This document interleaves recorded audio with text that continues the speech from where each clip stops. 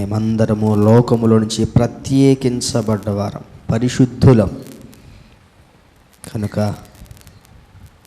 మా మీద, మా ఆత్మకు ఉన్నటువంటి ఆశ మీద ఈ శరీరం బడలేక పెత్తనం చలాయించకుండా మీరు మాత్రమే అధికారి అయి ఉండి మీ యందు ఆనందిస్తూ మీ సన్నిధిలో గడుపుటకు శక్తినివ్వమని యేసునామములో అడుగుతున్నాము తండ్రి, ఆమేన్.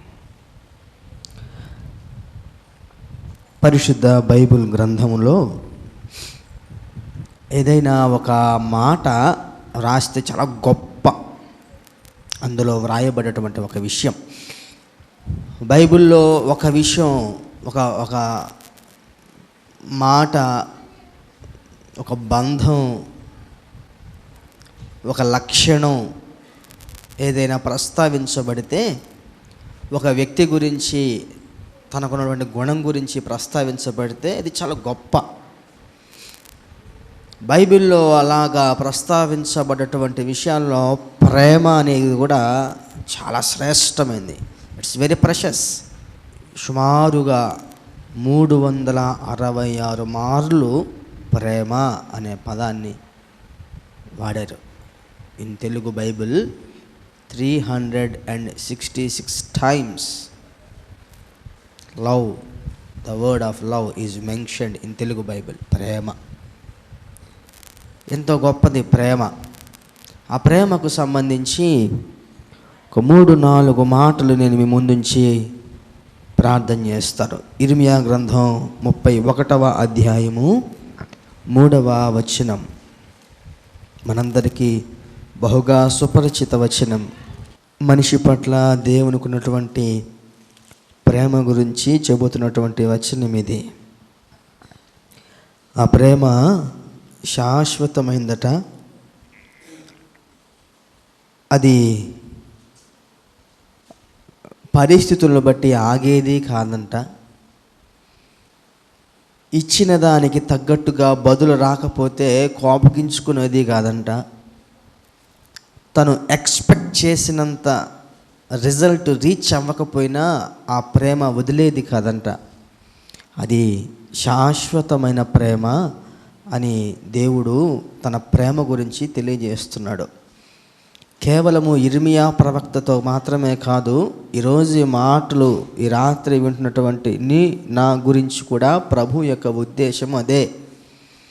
గర్భంలో పుట్టింది మొదలు ఈ క్షణం వరకు కూడా ప్రభువు యొక్క ప్రేమ మన మీద ఎలాంటిదంటే శాశ్వతమైనదే. ఇంగ్లీష్లో ఏమంటారు శాశ్వతమైన ప్రేమను? ఎవర్ లాస్టింగ్ లవ్, శాశ్వతమైన ప్రేమ. కొన్ని మాటలు ఆ బంధానికి సరిపోవేమో అనిపిస్తాయి. ఏమిటి శాశ్వతమైన ప్రేమ అంటే, నేను అంటాను, పరలోకంలో తన పక్కన తన ఒడిలో తన బిడ్డలను కూర్చునేంత వరకు ఆ ప్రేమ వెంటపడతా ఉంటుందట. అది వెంటపడటం. పిల్లలు ఎక్కడున్నా తల్లిదండ్రుల ఆలోచనలు వాళ్ళ వెంటే ఉంటాయి. వాళ్ళు దేశం దాటిపోయినా, ఇంకొంచెం గట్టిగా మాట్లాడితే ఈ లోకం దాటి వెళ్ళిపోయినా కూడా, పిల్లలు చచ్చిపోయినా కొన్నిసార్లు తల్లిదండ్రులు వాళ్ళ తలంపులతోనే బతుకుతుంటారు. దేవుడి యొక్క ప్రేమ ఎలాంటి ప్రేమ అంటే, ఇది దేవుని యొక్క లోకమైనప్పటికీ ఆయన చేతుల్లో నుంచి అపవాది తస్కరించాడు, దొంగిలించాడు. లోకానికి అధికారి అయ్యేంతగా వాడు ఏమయ్యాడు? తోయబడ్డవాడు కాస్త అధికారిగా మారే స్థాయికి వెళ్ళి లోకాధికారిగా ఉన్నాడు. అందుకని దేవుని ప్రేమ ఏం చేస్తుందంటే వెంట పడుతుంది. నా పిల్లల మీద వాడి అధికారం ఉండకూడదు. That's why God loves us with everlasting love, శాశ్వతమైన ప్రేమతో. ఎందుకంటే నా దగ్గరకు వచ్చేదాకా నేను వాళ్ళ వెంట పడాల్సిందే. పడతాడు దేవుడు, పడతానే ఉంటాడు. నేను అనుకుంటాను, దేవుడికి బాగా అసహ్యం పుట్టించే పాపం ఏదైనా మన జీవితంలో కనబడుతున్నా కూడా గాడ్ లవ్స్ అస్, మనల్ని ప్రేమిస్తుంటాడు. ఆ పాపం చేసేటప్పుడు ఆయన గాయంలో మెలిపెడుతున్నటువంటి పెయిన్ ఉన్నా సరే ఆ నొప్పిలో కూడా ప్రేమే కుమ్మరిస్తూ ఉంటాడు మన మీద. తెలియక చేశాడులే అనుకోవడానికి అవకాశం లేకుండా కూడా చేస్తాం ఒక్కొక్కసారి. ఎందుకంటే ఏ తప్పు చేస్తే ప్రభు బాధపడతాడు ఎరిగి కూడా చేస్తే ప్రభు ఎట్లా అనుకుంటాడు, వీడికి తెలియక చేశాడులే అని. ఆంధ్ర క్రైస్తవ కీర్తనలో రాస్తాడు కీర్తనకారుడు, ఏ ముఖంబు తోడవద్దు అంటాడు. ఏ ముఖం పెట్టుకొని రమ్మంటావు నీ దగ్గరికి నన్ను కదా. కొన్నిసార్లు మనం ఎన్ని తప్పులు చేసినా ప్రేమించే దేవుడు ఉన్నాడులే అనే ఒక విషయం మనం ఎరిగి తప్పులు చేస్తుంటామా అనిపిస్తుంది ఒక్కోసారి. క్షమించే దేవుడు ఉన్నాడు కదా, ప్రేమించే దేవుడు ఉన్నాడు కదా, అది కూడా దేవుడికి తెలుసు. వీడికి నా ప్రేమే చులకనైపోయిందా, అయినా ప్రేమిస్తున్నాడు. ఆ పాటలో భలే వాడతారు ఆ పదం, నాకు బాగా నచ్చుద్ది. ఏంటది? యేసయ్య ప్రేమ చులకనాయనా. ఏం పాటమా? సందేహమేలా సంశయమదేలా, ప్రభుయేసు గాయములను పరికి. ఎందుకు చూడాలంటే ఆ గాయాల్లో కనపడేది ever lasting love. Still God feel pain in heaven also. Still నువ్వు తప్పు, పాపం, దోషం చేసిన ప్రతిసారి ప్రభువుకి సిలువ గాయమే కానీ he shows ever lasting love on us. ఇప్పటికైనా శాశ్వతమైన ప్రేమనే. బ్రేకప్ చెప్పే లవ్ కాదంట అయింది. బ్రేకప్ ఇవ్వడం. ఒంటరిగా కూర్చొని ఈ వచనం చదువుకుంటే ఏడుపు రాని ఘోర పాపి కూడా ఉండడేమో అనిపిస్తుంది. ఇఫ్ ఇట్స్ అండర్స్టూడ్, అర్థమైతే. ఏడు చేస్తాడు. కరగదా అని హృదయం సిలువను చూసి. ఉందా పాట? కరగదా అని హృదయం సిలువను చూసి. కరిగినాయి. శాశ్వతమైన ప్రేమ అనే దాన్ని మీరు ఒకవేళ అనేక మార్లు విని వదిలేసారేమో, కానీ ఆ శాశ్వతమైన ప్రేమను అనుభవిస్తే తిరిగి ఎలాంటి రిప్లై ఇస్తావో తెలుసా?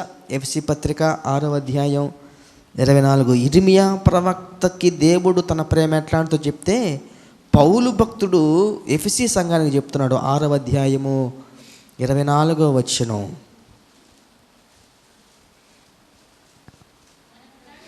మన ప్రభువైన యేసుక్రీస్తును శాశ్వతమైన ప్రేమతో ప్రేమించు వారికి అందరికీ కృప కలుగునుగాక. ఆయన ఏ ప్రేమతో ప్రేమిస్తున్నాడో అదే ప్రేమతో మనం కూడా తిరిగి ప్రభువుని ప్రేమించాలి. అలా ప్రేమించారు.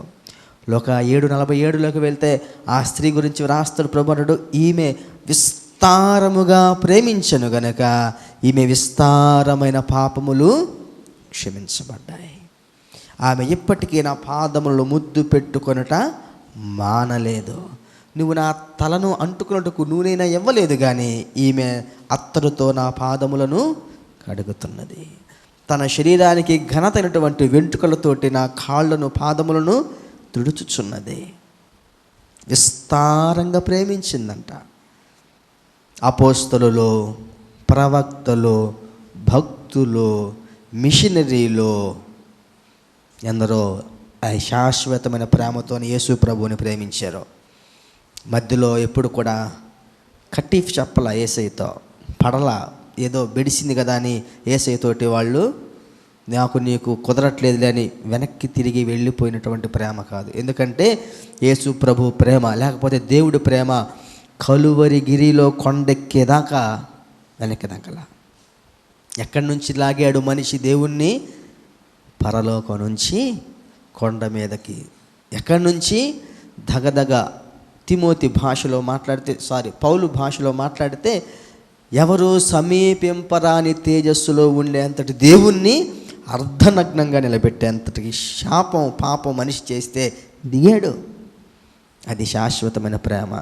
అయితే ఆయనను అదే ప్రేమతో ప్రేమించిన వారికి కూడా అదే పరిస్థితి పట్టింది. పౌలు ఏమంటాడు? నేను దిగంబరత్వాన్ని కూడా క్రీస్తుని బట్టి అనుభవించాను. నేను అనేక మారులు కొరడా దెబ్బలతో నేను సముద్ర మార్గాల్లో అనేక మార్లు దొంగల చేత, అనేక మార్లు కపట సహోదరుల చేత, అనేక మార్లు నెంబర్ ఆఫ్ టైమ్స్. ఎందుకు?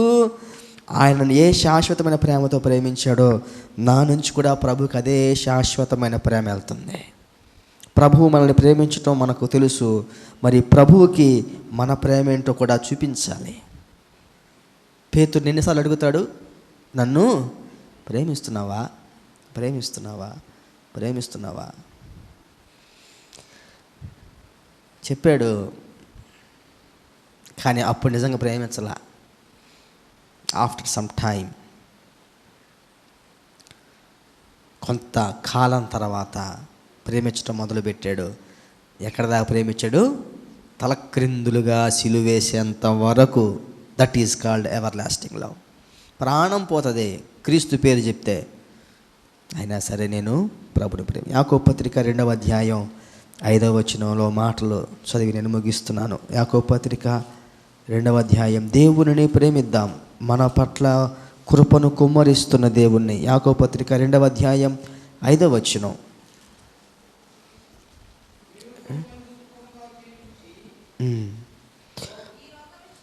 నా ప్రియ సహోదరులారా ఆలకించుడి, ఈ లోక విషయములో దరిద్రులైన వారిని విశ్వాసమందు భాగ్యవంతులుగాను, తనను ప్రేమించు వారికి తాను వాగ్దానము చేసిన రాజ్యమునకు వారసులుగాను ఉండుటకు దేవుడు ఏర్పాటు. You know why God chooses? ఎందుకు దేవుడు ఏర్పాటు చేసుకుని తెలుసా? మనల్ని వారసులను చేయడానికి. ఎవరంట పరలోక రాజ్యానికి వారసులు? యేసును ప్రేమించువారు. కొడుకు పుడితే వారసుడు పుట్టాడు, కూతురు పుడితే వారసురాలు పుట్టింది. ఇంతకీ నీకు పరలోక వారసత్వం వచ్చిందా? పరలోక వారసత్వం దేవుని ప్రేమిస్తే దక్కింది. యోహాను మొదటి పత్రిక 4వ అధ్యాయం 10వ వచనం. యోహాను మొదటి పత్రిక 4వ అధ్యాయం 10వ వచనంలో వారసత్వాన్ని యాకోబు జ్ఞాపకంగా తీసుకొస్తే, మనము దేవుని ప్రేమించితిమని కాదు, తానే మనలను ప్రేమించి మన పాపములకు ప్రాయశ్చిత్తమయ్యుండుటకు తన కుమారుని పంపెను. మనం ప్రేమించామని, సరే మనల్ని లవ్ చేస్తున్నాడు కదా, ఏమన్నా ఇచ్చొద్దాం, మనమంటే ప్రేంగల్లోడ్రా, మనమంటే అభిమానించేవాడ్రా కాదు. పూర్తిగా మనకు భిన్నంగా ఉన్నవాడ్రా మనిషి, చచ్చిపోదాం పద, చచ్చిపోవడానికి రెడీ అయ్యాడు. మనం ప్రేమించామని కాదు, ప్రేమించట్లేదని. ఆయన ప్రేమ మనకు అవసరమని ఎరిగి ప్రాణం పెట్టడానికి వచ్చిందే శాశ్వతమైన ప్రేమ. యోహాను పత్రిక 2వ పత్రికలో అంటాడు, బ్రతిమిలాడుతున్నాడు చూడండి ఆయన. 2వ యోహాను పత్రిక 5వ వచనం. కాగా అమ్మా, క్రొత్త ఆజ్ఞ నీకు రాసినట్టు కాదు, కానీ మొదటి నుండి మనకు కలిగిన ఆజ్ఞనే వ్రాయిచు, మనము ఒకరిని ఒకరము ప్రేమింపవలెనని నిన్ను. Literally he's begging. అమ్మ, ఒక అమ్మకి రాసినటువంటి లెటర్ ఇది. నాకు భలే ఆశ్చర్యం వేస్తుంది. ఒక తల్లికి ఒక లెటర్ రాస్తే దాన్ని దేవుడు రాయ్ బైబిల్లో ఉంచు దాన్ని, ఆ పత్రికను అన్నాడు. చాలా లెటర్స్ రాసి ఉంటారు, చాలా లెటర్స్ రాసి ఉంటారు, కానీ కొన్నిటిని దేవుడు ఆమోదించి వాటిని పరిశుద్ధ గ్రంథంలోకి ఎక్కించాడు. ఏమంటున్నాడు?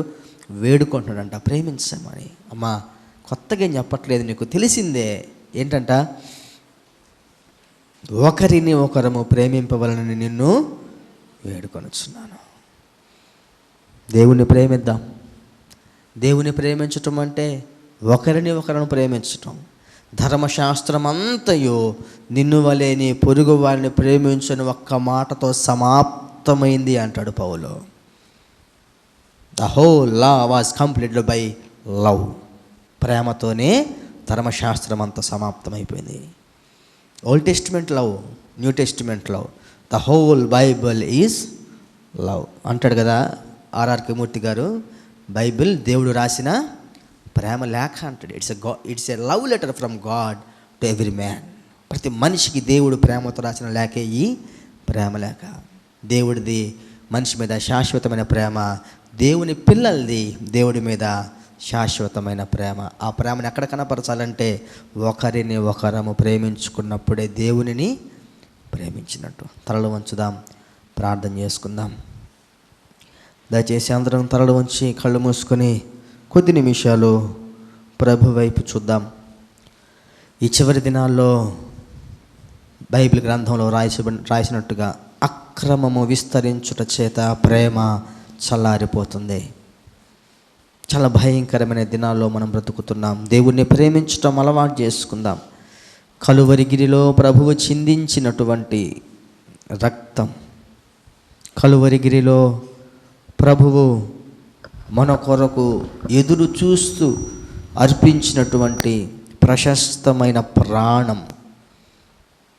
దేవా, నిన్ను ప్రేమిస్తానయ్యా, నిజముగా నా ప్రేమ శాశ్వతమైన ప్రేమగా ఉండినట్లుగా చూసుకుంటాను.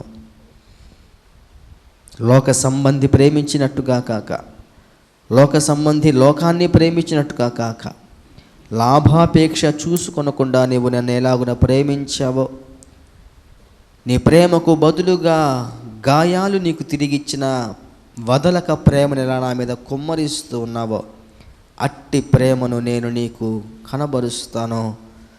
అట్టి ప్రేమతో నేను నీకు దగ్గర అవుతాను.